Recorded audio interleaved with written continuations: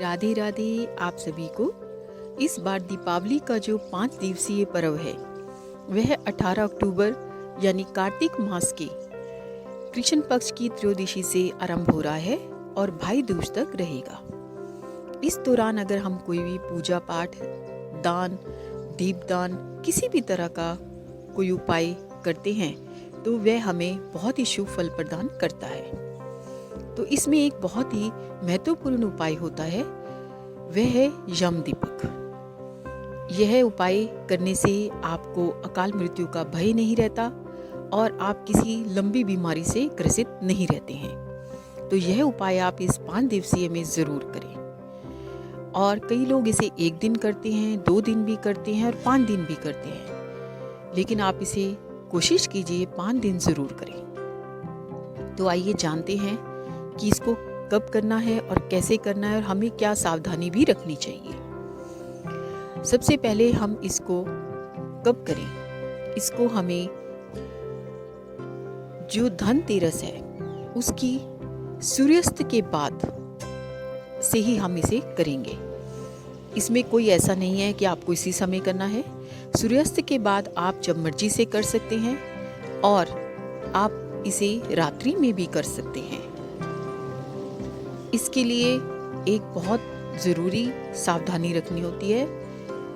एक तो आपने इस दौरान जब भी इसको प्रज्वलित करना है तो आपके सभी सदस्य घर के भीतर होने चाहिए।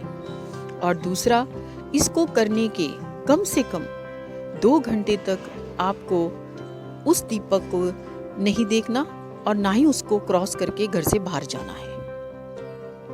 बहुत अगर आपको इमरजेंसी पड़ भी जाए तो आपने उसको बिना देखे लांगा करना है, उसके पास से नहीं निकलना, थोड़ी पास साइड से होकर निकलना है।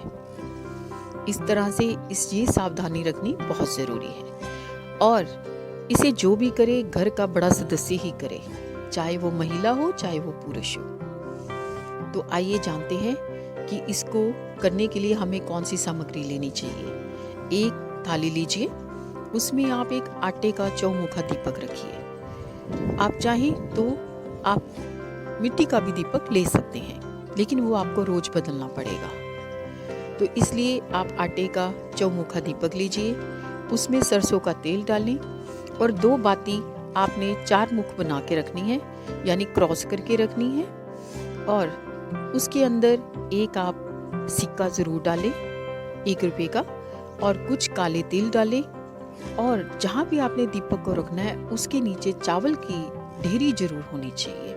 आपने सीधा उसे जमीन पर नहीं रखना। और पानी आप लें, साथ में आपने रौली लेनी है और मिष्ठान कोई भी सफ़ेद, और आपने फूल भी लेने हैं। अब आप जब भी इसे करने जाएं तो जो भी करे वो बाहर जाएं, अपने मेन गेट के बाहर।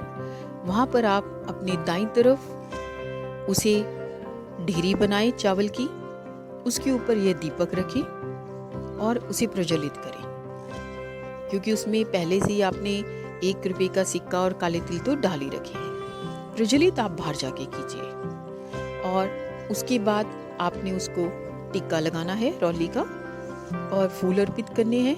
फिर आपने मिष्ठान भी अर्पित करने हैं। उसके बाद आपने वहाँ थोड़े से पानी का छींटा भी ज़रूर देना है।